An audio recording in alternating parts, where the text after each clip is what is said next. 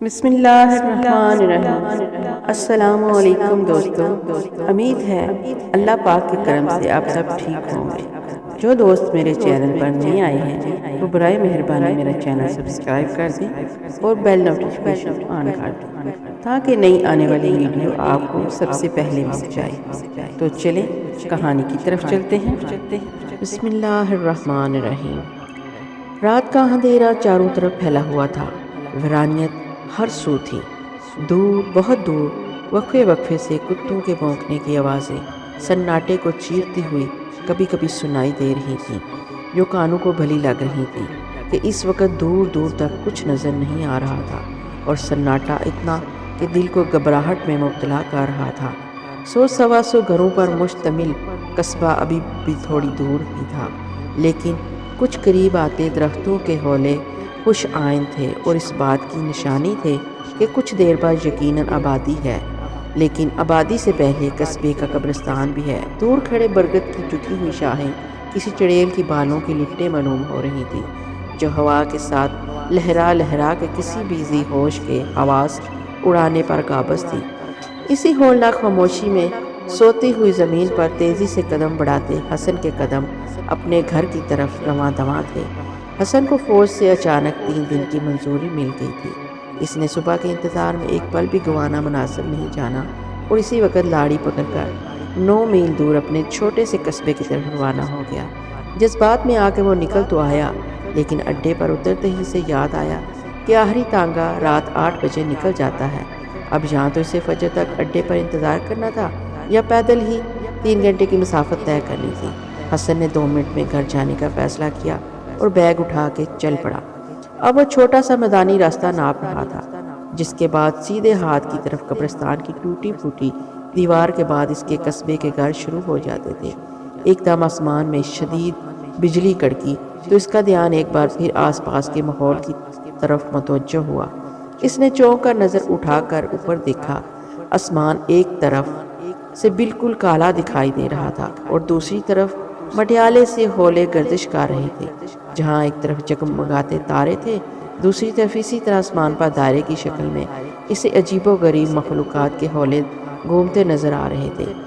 ان ہولوں کے منہ زمین کی طرف تھے اور ان کے منہ سے سرخ رنگ کی کوئی چمکتی چیز نکل رہی تھی۔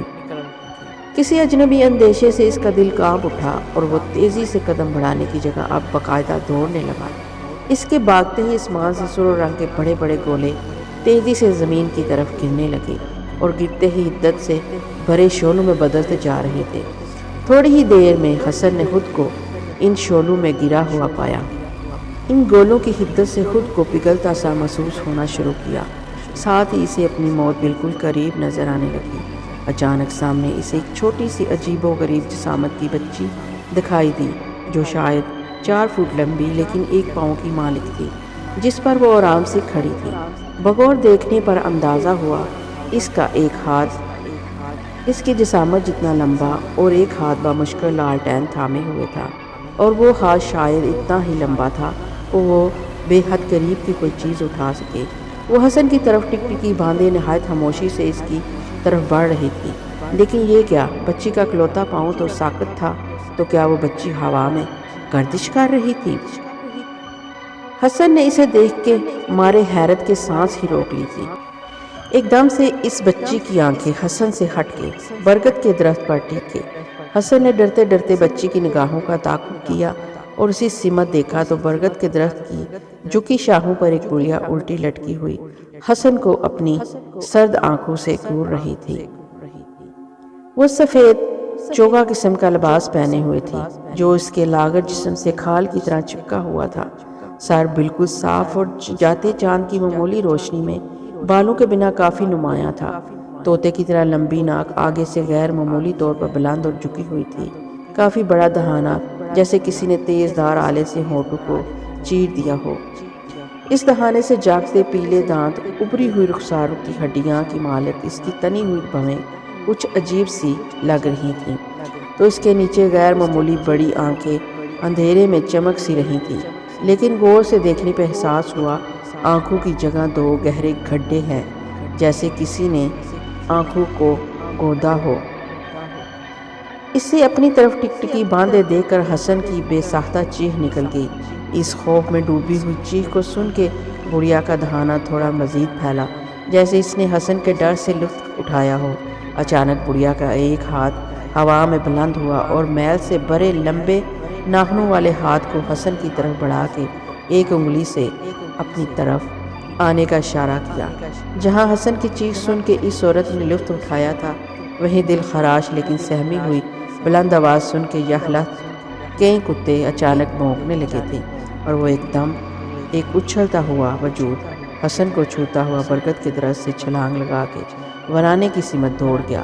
حسن کا سارا بدن پسینے میں بھیگ چکا تھا، سانس ایک دھنکی کی طرح چلنے لگی تھی کہ میاؤں کی آواز سے اسے ہوش آیا تو نہایت ہی قریب ایک کالا بلا ٹکٹکی باندھے اسے دیکھ رہا تھا اور زبان سے اپنی کالی لمبی دم کو چاٹ رہا تھا۔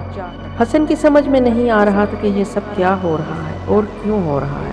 اس سے پہلے اس طرح کا کوئی واقعہ اس کی یادداشت میں نہیں تھا جس کی روشنی میں وہ کچھ فیصلہ کرنے پر قادر ہو پاتا۔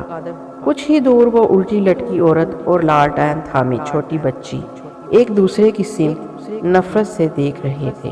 آسمان سے اترتے گولے اس عورت کے بالکل اوپر گردش کر رہے تھے، لیکن اس بچی پر کوئی اثر تھا نہ ہی وہ متاثر نظر آ رہی تھی نہ ہی ڈری ہوئی۔ ان دونوں کو دیکھ کے حسن کے پاؤں جیسے زمین سے چپکے ہوئے تھے۔ اس کا معاف ہوتا ذہن کوئی بھی فیصلہ کرنے سے قاصر تھا، لیکن وہ ٹکٹکی باندھے ان دونوں کی سمت بت بنا دیکھ ضرور رہا تھا کہ یہ سب کیا ہو رہا ہے۔ اچانک بچی نے لالٹین کو زور سے اس عورت کی جانب پھینکنا چاہا، لیکن اوپر گھومتے گولے اس لالٹین کا راستہ روکنے میں کامیاب ہو گئے۔ عجیب مکروہ مسکراہٹ کے ساتھ اس بدصورت عورت نے ایک گولے کو انگلی سے اشارے کے ذریعے بچی کی سمت گھمایا۔ حسن نے مارے دہشت کی آنکھیں بند کر لیں، لیکن اس کا رواں رواں کان بنا منتظر رہا اب کیا ہوگا، جس کی آواز آئے گی۔ وہ شاید دل کی گہرائیوں سے چاہتا تھا بچی محفوظ رہے۔ اچانک سیٹی کی تیز آواز نے حسن کو جہاں ہاتھ کانوں پر رکھنے پر مجبور کیا، ادھر ہی بے ساختہ آنکھیں بھی کھول کر سامنے گولوں کے اوپر لالٹین تیزی سے گردش کر رہی تھی۔ غصے کی شدت سے اس مکروہ عورت کا چہرہ کافی خوفناک لگ رہا تھا، لیکن اس پوری صورتحال کا بچی پر کوئی خاص فرق نہیں پڑا تھا۔ وہ مطمئن سکون سے اپنی ایک ٹانگ پر کھڑی لالٹین کو شاید اپنی آنکھوں کی جنبش سے حرکت میں لا رہی تھی۔ رفتہ رفتہ حسن کے دل کی دھڑکن معمول پر آئی تو اس نے اپنے گھر اپنے گاؤں کی سمت پاؤں بڑھانا شروع کیے، لیکن جیسے ہی پہلا قدم آگے بڑھایا، کالا بلا اچھل کر اس کے سامنے آن کودا۔ حسن بے ساختہ 2 قدم پیچھے ہوا اور انجان کھڈے میں پاؤں جانے کی بدولت لڑکھڑا سا گیا۔ بلے نے غراتے ہوئے حسن پر چھلانگ لگائی ہی تھی کہ لالٹین نے اس کی سمت بدل دی۔ شدید مکروہ آواز فضا میں بکھر گئی۔ یقیناً کالے بلے کو ناقابل تلافی نقصان ہوا تھا۔ حسن جو کھڈے میں گرا دم بہت تھا، ہوا میں ساکت لالٹین کی دھیمی روشنی میں اس بدصورت عورت کو اپنی طرف خون اشام نگاہوں سے تکتے پایا۔ رکی ہوئی سانسوں کے ساتھ حسن کی متلاشی نگاہوں نے بے تابی سے ایک ٹانگ والی بچی کو تلاش کرنا چاہا۔ وہ دور کھڑی کچھ عجیب طرز کے اشارے کرتے ہوئے نظر آئی۔ حسن نے بکھلا کے دوبارہ بچی کی سمت دیکھا تو اسے محسوس ہوا وہ اسے مزید نیچے لیٹ جانے کو کہہ رہی ہے۔ وہ دیوانہ وار کھڈے میں پڑے جاڑ کو تیزی سے ادھر ادھر کرتے ہوئے اسی میں گھستا چلا گیا۔ فضا میں تیز روشنی پھیلی تو حسن نے اندازہ لگایا وہ گولے اب یقیناً حسن کی سمت آ چکے ہیں۔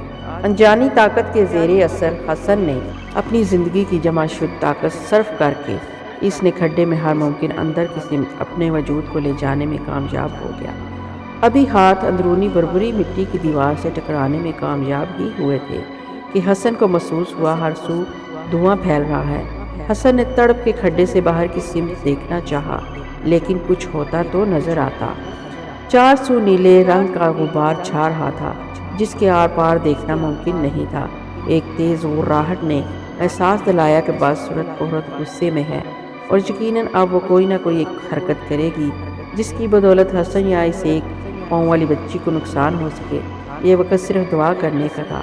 حسن کے دل نے بے اختیار رب کائنات کو پکارا، کاش میں آج چھاؤنی میں ہی رک جاتا، کاش میری چھٹی ہی منظور نہ ہوتی، کاش میں صبح ہی گھر کے لیے نکلتا، کاش صبح والی لاری تک اڈے پر ہی رہتا۔ یہاں ایسے ناقابل بیان حالات میں گرا ہوا ہوں جن کا کوئی سر پیر نہیں۔ کون میری بات مانے گا تب جب میں ادھر سے زندہ بچ کے گھر جا سکوں گا۔ حسن مایوسی کی انتہا پر جا چکا تھا۔ شہادت تو نہیں ملی، لیکن ایسی موت کی کبھی چاہت نہیں تھی یا خدا۔ انہی سوچوں میں گرا حسن کب غنودگی میں جان پہنچا، اسے علم ہی نہیں ہوا۔ اچانک چڑیوں کی حسین چہچہاہٹ سے اس کی کچی پکی نیند ٹوٹی تو وہ بکھلا کے اٹھ بیٹھا۔ یقیناً میں نے کوئی خواب دیکھا ہے، حسن نے خود کلامی کی، لیکن ارد گرد دیکھنے سے احساس ہوا اب وہ نیلا غبار بہت حد تک کم ہو چکا ہے۔ نیلا غبار اپنی جگہ ہے تو وہ ایک ٹانگ کی بچی اور بدصورت عورت بھی ہوں گے۔ زیر لب بڑبڑاتا حسن خود کی ہمت بندھاتا کھڈے سے رنگتا ہوا باہر نکلنے کی جستجو میں لگ گیا۔ تو دوستو، آج کی یہ نئی کہانی آپ کو کیسی لگی؟ اپنی رائے کا اظہار کمنٹ باکس میں ضرور کریے گا، اور پلیز مجھے سپورٹ کریے گا، کیونکہ مجھے آپ کی سپورٹ کی بہت ضرورت ہے۔ انشاءاللہ اس کہانی کا نیکسٹ پارٹ جلدی لے کر آؤں گی۔ تب تک کے لیے اپنی دعاؤں میں یاد رکھیے گا۔ پھر ملیں گے انشاءاللہ۔ اللہ حافظ۔